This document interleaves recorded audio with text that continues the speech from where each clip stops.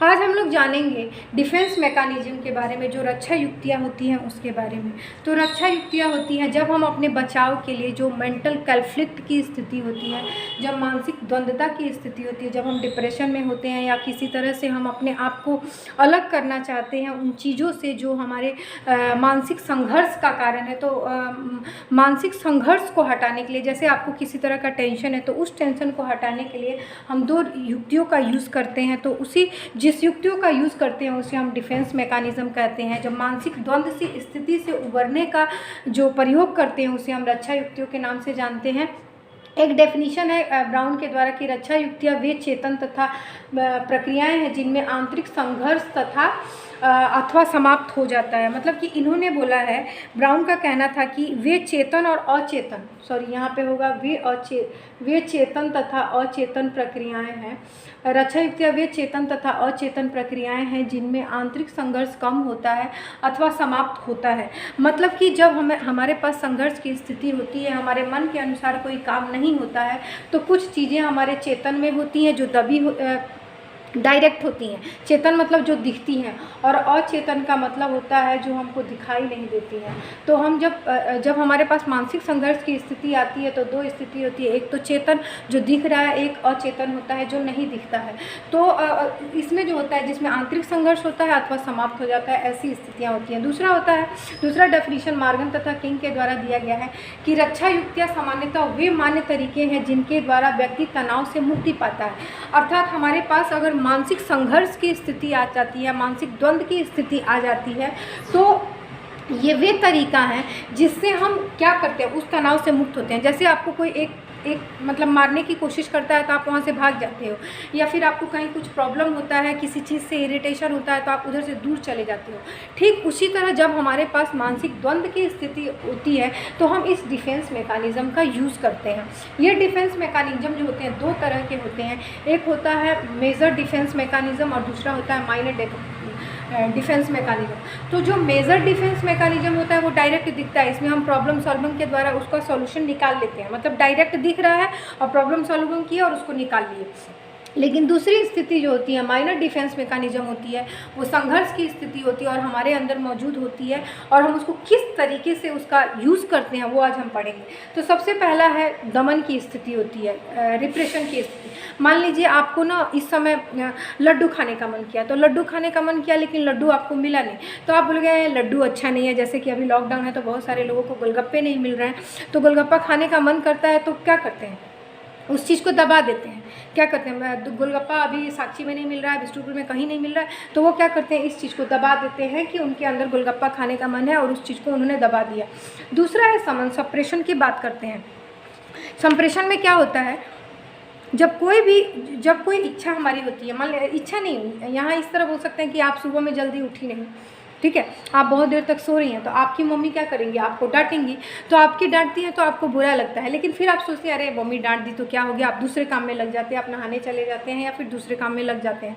तो ये होता है समन, संप्रेषण। उस चीज़ को आप इग्नोर कर देते हो, तो इग्नोर करना संप्रेषण हो गया। उसके बाद रिग्रेशन की बात करते हैं। अगर प्रतिगमन की हम बात करते हैं तो प्रतिगमन में क्या होता है कि मान लीजिए एक बच्चा है, तो बच्चा को उसका खिलौना नहीं मिलता है, जो वो अगर किसी चीज़ को पाना चाहता है वो चीज़ नहीं मिलता है, तो वो क्या करता है, खूब रोने लगता है, चिल्लाने लगता है।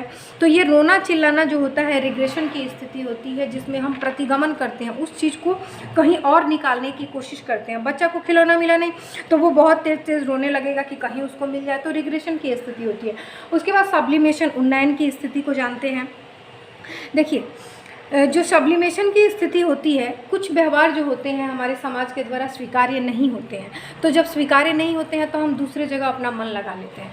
मतलब मान लीजिए समाज में हम बोल सकते हैं कि कुछ ऐसी चीज़ें हैं जो बिल्कुल मान्य नहीं है, जैसे लेकिन आपका मन करता है कि आप ऐसा करते, आपका मन करता है कि आप, जैसे किसी लड़की का मन है, उसका एक समाज ऐसा है जहाँ पर छोटे कपड़ा पसंद नहीं है पहनना, लेकिन वो लड़की छोटा कपड़ा नहीं पहनती है। वैसी स्थिति में वो क्या करती है, सब्लिमेशन कर देती है, समाज के साथ अपने आप को जोड़ देती है कि अगर समाज में स्वीकार नहीं है तो हम छोटे कपड़े नहीं पहनेंगे। उसके बाद है रिएक्शन फॉर्मेशन। रिएक्शन फॉर्मेशन को हम बोलते हैं युक्तिकरण का निर्माण। रिएक्शन मतलब कि ये जो रिएक्शन फॉर्मेशन होता है इसमें हम विपरीत दिखने की कोशिश करते हैं, मतलब हम जैसे हैं नहीं वैसे देखने की कोशिश करते हैं। जैसे कि मान लीजिए इसका एक उदाहरण मैं आपको बताना चाहूँगी कि एक व्यक्ति है जिसके जो अपने पिताजी से ज़िंदगी भर क्या करता रहा, नफ़रत करता रहा। अपने पिताजी को वो कभी नहीं माना, अपने पिताजी से नफ़रत करते रहा।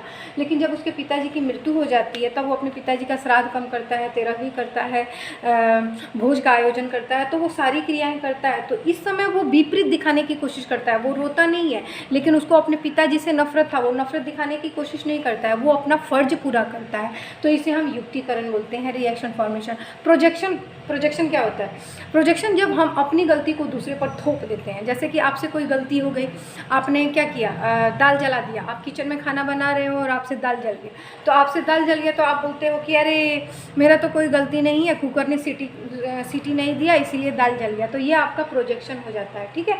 उसके बाद आइडेंटिफिकेशन की बात करते हैं, जहाँ पर जैसे कि किसी के समान दिखने की, अब किसी को शाहरुख खान से तुलना करने का मन है, या किसी को करीना कपूर अच्छी लगती है तो वो क्या करेगा, करीना कपूर की तरह क्या करेगा, कपड़े पहन लेगा। या फिर उसको टीचर अच्छी लगती हैं तो अपने टीचर की तरह कपड़े पहन लेता है। ये आपका आइडेंटिफिकेशन होता है। उसके बाद डिस्प्लेसमेंट की बात करते हैं, या डिस्प्लेसमेंट थोड़ा सा अलग होता है। मान लीजिए ऑफिस से बॉस के द्वारा किसी व्यक्ति को बहुत ज़्यादा डांट मिली, या फिर आपको क्लास में बहुत ज़्यादा डांट मिल गया, कोई लड़की है, आप ही स्टूडेंट के रूप में है और आपको टीचर ने डांट दिया, तो आप वहाँ चुप हो जाती हैं, लेकिन घर पे जाके आप दूसरे पर चिल्लाती हैं। जैसे ऑफिस में किसी व्यक्ति को बॉस के द्वारा डांटा गया तो घर पे जाके क्या करेगा, अपने बच्चों को मारेगा या पत्नी पर चिल्लाएगा। तो ये आपका डिस्प्लेसमेंट कहलाता है। उसके बाद क्षतिपूर्ति, कंपेंसेशन की बात करते हैं। क्षतिपूर्ति का मतलब होता है किसी चीज़ की पूर्ति हम दूसरे रूप में करते हैं, ठीक है। मतलब यहाँ सुरक्षात्मक मतलब जो होता है सुरक्षात्मक चीज़ अपनाते हैं। मतलब एक जगह अगर किसी चीज़ की पूर्ति नहीं होती है, उस चीज़ की हम पूर्ति दूसरी जगह करते हैं। जैसे मान लीजिए कोई बच्चा पढ़ने में बहुत अच्छा नहीं है, तो वो खेल करके अपनी इस कमी को वहाँ पर पूर्ति करने की कोशिश करेगा। तो अगर वो पढ़ने में कमज़ोर है तो वो खेल कर इस चीज़ कमी को यहाँ पर पूर्ति कर लेगा। उसके बाद डे ड्रीमिंग बोलते हैं दिवा स्वप्नों को। बहुत सारे स्वप्न हम दिन में देखते रहते हैं कि मान लीजिए कोई एयर होस्टेस बनना चाहता था लेकिन एयर होस्टेस नहीं बनी, तो ऐसे सिचुएशन में वो क्या करेगी, डे ड्रीमिंग देखती है कि अरे काश मैं एयर होस्टेस होती। तो ये आपका डे ड्रीमिंग हो जाएगा। विथड्रॉल, पृथक्करण होता है। जब आपको कोई चीज़ मतलब आप कुछ कर नहीं पाते हैं तो आप क्या करते हैं, उस चीज़ से अपने आप को अलग कर लेते हैं। मान लीजिए आपको जैसे कि उदाहरण के रूप में ले सकते हैं, जैसे आपके पास ना बुक का बहुत सारा चैप्टर है तो कोई ऐसा चैप्टर है जो बिल्कुल आपको समझ में नहीं आ रहा, तो उस चैप्टर से आप अलग कर लेते हो। कहते हैं अरे एक चैप्टर बच गया, इसको छोड़ देते हैं, इसको नहीं पढ़ेंगे। तो उस चीज़ से हम आइसोलेट कर लेते हैं, अपने आप को हम अलग कर लेते हैं। तो अलग करना हमारा पृथक्करण कहलाता है। बहुत सारे लोगों को होता है, जब चीज़ें नहीं मिलती हैं तो बोलते हैं अरे ये छोड़ो दूसरा चीज़ कर लेते हैं, ठीक है। तो ये पृथक्करण होता है उस चीज़। या फिर आपके कोई फ्रेंड है जो आपका मजाक उड़ाते हैं, तो क्या करेंगे, आप उस फ्रेंड सर्किल में जाना ही बंद कर देंगे। तो आप अपने आप को विड्रॉ कर लेंगे, पृथक कर लेंगे, उस चीज़ से आइसोलेट कर लेंगे। उसके बाद रैशनलाइजेशन की बात होती है, युक्तिकरण की बात होती है। युक्तिकरण की बात होती है जब हम किसी चीज़ को चाहते हैं और वो चीज़ हमको नहीं मिलता है तो हम अपने आप में एक बहाना बना देते हैं। बहाना बनाना मतलब कि हम एक बहुत बड़ा अपना दिमाग लगा करके एक लॉजिकल रीजनिंग दे देते हैं। जैसे कि मान लीजिए कि लोमड़ी जो थी वो किस चीज़ को पाने की कोशिश करती है, लोमड़ी जो होती है हमेशा ग्रेप्स को पाने की कोशिश करती है, लेकिन जब उसको ग्रेप्स नहीं मिलता है तो कहती है क्या कि अंगूर जो होते हैं खट्टे हैं। तो अंगूर खट्टे वो बोलती है, ये रैशनलाइजेशन का उदाहरण है। एक तर्क दे देती है कि अरे ये ऐसा, उसने नहीं बोला कि अंगूर उसको मिला नहीं क्योंकि वो अंगूर ऊंचे थे, वो सीधे बोल देती है कि अंगूर जो होते हैं खट्टे थे इसलिए मैंने नहीं खाया। तो युक्तिकरण, रैशनलाइजेशन उसे कहते हैं। तो आज हमने जाना डिफेंस मैकेनिज्म के बारे में।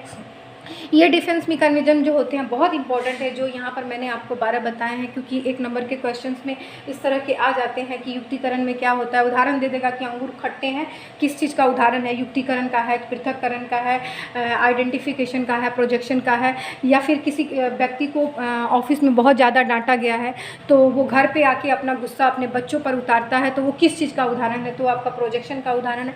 तो इस तरह से एग्जाम्पल के रूप में आपसे क्वेश्चन पूछे जाते हैं इसके।